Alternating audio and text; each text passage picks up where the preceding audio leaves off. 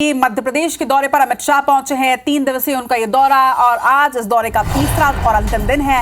इंदौर और ग्वालियर में आज अमित शाह की अहम मीटिंग होने वाली है। कार्यकर्ताओं और अधिकारियों के साथ मीटिंग होगी। संभाग कार्यकारिणी की ये बैठक ली जाएगी। इसके साथ ही नाराज कार्यकर्ताओं से भी माना जा रहा है कि अमित शाह मुलाकात करेंगे। विजयवर्गीय से मालवा निमाड़ की सीटों का फीडबैक भी बोलेंगे, तो वहीं कार्यकर्ताओं को आज टिप्स भी देंगे। तो तमाम तैयारियां भी पूरी कर ली गई हैं। आपको बता दें कि केंद्रीय गृह मंत्री अमित शाह मध्य प्रदेश के 3 दिवसीय दौरे पर हैं। उनके दौरे का आज तीसरा और अंतिम दिन है और आज इस तीसरे और अंतिम दिन में कोशिश यही रहेगी अमित शाह की कि कार्यकर्ताओं से वो मुलाकात कर लें, फीडबैक ले लें और इसके साथ ही बहुत नाराजगी जो देखी जा रही है बीजेपी में, उस नाराजगी को साधने की वो कोशिश करेंगे।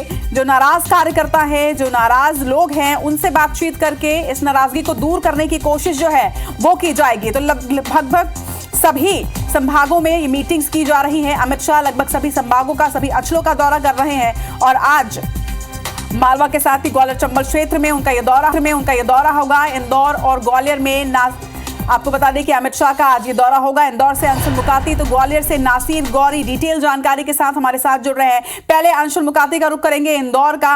अंशुल, आज की क्या अपडेट है? अमित शाह कितनी देर के बाद इंदौर में इस मीटिंग की शुरुआत करने वाले हैं, क्योंकि बेहद अहम ये माना जा रहा है, क्योंकि नाराज कार्यकर्ताओं के साथ में भी आज उनकी अहम मीटिंग होनी है।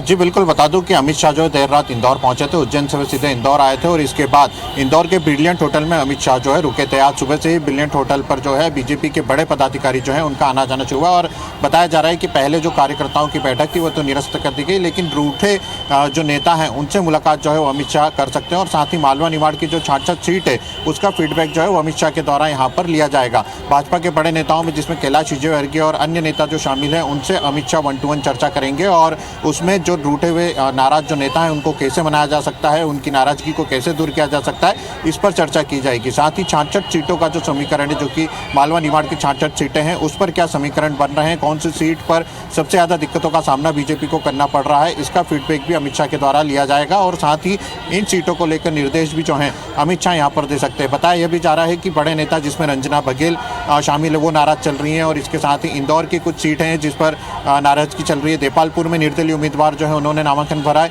इन सीटों पर भी अमित शाह के द्वारा जो है फीडबैक लिया जाएगा और खास फोकस भी इन्हीं सीटों पर बीजेपी का भी बताया जा रहा है। बड़े नेताओं में अगर बात की जाए तो धार से नीना विक्रम वर्मा जो है वो चुनाव लड़े और उनके सामने जिला अध्यक्ष जो हैं उन्होंने कल ही एक बड़ी रैली निकाल करके संदेश दिया था कि वे भी निर्दलीय फॉर्म भर सकते हैं, वहां भी नाराजगी है। तो मालवा अंचल की जितनी भी नाराजगी वाली सीटें हैं जहां पर भीतरघात की संभावना है और जहां पर बीजेपी को नुकसान उठाना पड़ सकता है, इन सीटों का फीडबैक जो है वो अमित शाह के द्वारा लिया जाएगा। उज्जैन में अमित शाह ने कार्यकर्ताओं को संबोधित किया था और उसके बाद वहां पर कार्यकर्ताओं को जीत का मंत्र दिया था और उसके बाद इंदौर में यह पूरी बैठक जो है वो अमित शाह के द्वारा की जा रही है। हालांकि जो पहले से बैठक तय थी वह तो निरस्त कर दी गई, लेकिन उसके बावजूद अमित शाह जो है वो बीजेपी के बड़े नेताओं से मुलाकात कर रहे हैं और बीजेपी के बड़े पदाधिकारी जो हैं वह भी कुछ ही देर में होटल भी पहुंचे हैं। अंशुल, जैसे आपने जानकारी दी कि जो संभागीय स्तर की बैठक इंदौर में होने वाली थी उसे निरस्त कर दिया गया, इसके पीछे की क्या वजह है?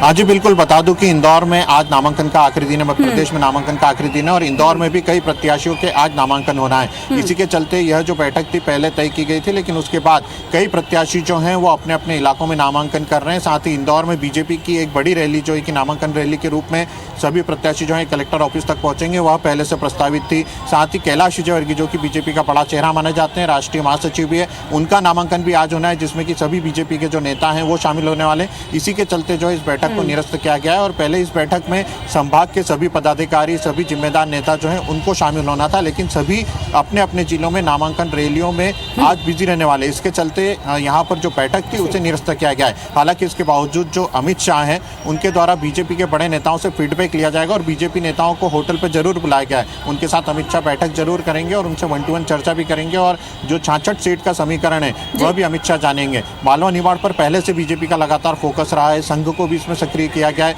नाराज किस तरह से लोग हैं, जैश की क्या भूमिका हो सकती है, इन सभी मुद्दों पर जो है अमित शाह को भी अवगत कराया जाएगा और पूरी रिपोर्ट जो है उन्हें दी जाएगी। इसमें बड़ा नाम कैलाश विजयवर्गीय का भी है, जिनको मालवा निमाड़ की जिम्मेदारी पिछली बार दी गई थी और इस बार भी वो मालवा निमाड़ में अहम भूमिका में है। वे भी अमित शाह को पूरी जानकारी देंगे कि 66 सीटों पर किस तरह के समीकरण बन रहे हैं और कहां बीजेपी को बिल्कुल अंशुल, तो लगभग सभी संभागों में मीटिंग्स वो ले रहे हैं। और देखिए, चुनाव के पहले अक्सर जो शीर्ष नेतृत्व है उनका दौरा जो है वो प्रदेशों में होता है, लेकिन इस बार ये दौरा और भी खास हो जाता है। नासिर, आपका भी मैं रुख करूंगी, क्योंकि देखिए आज मालवा निमाड़ के साथ साथ ग्वालियर चंबल क्षेत्र में भी उनका ये दौरा है, संभागीय स्तर की बैठक यहाँ पर भी होनी है। और जो हम बात कर रहे थे, चर्चा कर रहे थे कि देखिए चुनाव के पहले शीर्ष नेतृत्व का जो दौरा होता है वो अक्सर होता है कार्यकर्ताओं को रिचार्ज करने के लिए होता है, लेकिन इस बार ये दौरा जो है वो कहीं ना कहीं डैमेज कंट्रोल से भी जुड़ा हुआ है।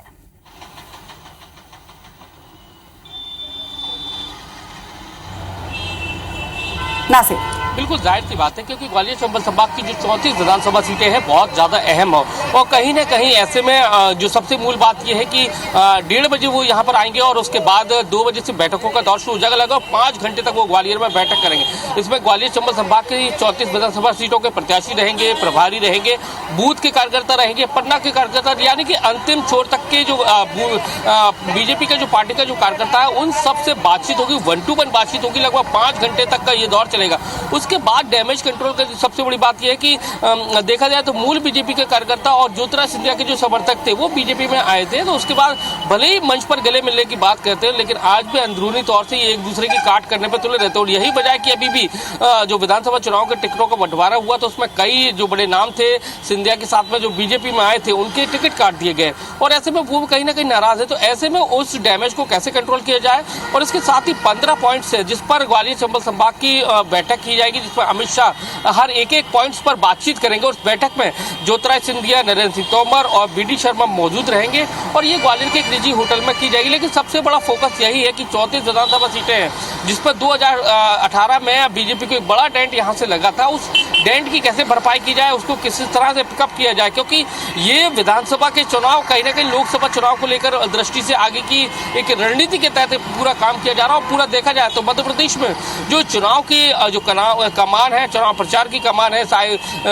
कमेटी की कमान है, वो सिर्फ अमित शाह ने संभाल रखी है। अमित शाह हर एक अमित शाह का ये ग्वालियर में दूसरा दौरा होगा दूसरे महीने में, तो आप समझ सकते हैं कि लगातार बैठकों का दौर जारी है। खुद उसकी कमान इतने बड़े शीर्ष नेता ने संभाल रखी है, तो उसका समझ आ सकता है कि किस कदर बीजेपी हर एक सीट को लेकर एनालिसिस कर रही है, कहाँ डैमेज हो रहा है, उस कंट्रोल को कैसे खत्म किया जाए, उन सभी चीजों को लेकर हर एक पॉइंट्स को बिल्कुल बारीकी से काम कर रही है। बिल्कुल, बहुत जरूरी भी है क्योंकि चुनाव को अब ज्यादा दिन बचे नहीं और ऐसे में बहुत जरूरी है एक बैलेंस बना लेना, समय रहते डैमेज को कंट्रोल कर लेना, क्योंकि चुनाव में इसका असर नजर ना आए। तमाम बातचीत के लिए आप दोनों का बहुत बहुत शुक्रिया, नासिर और अंशुल।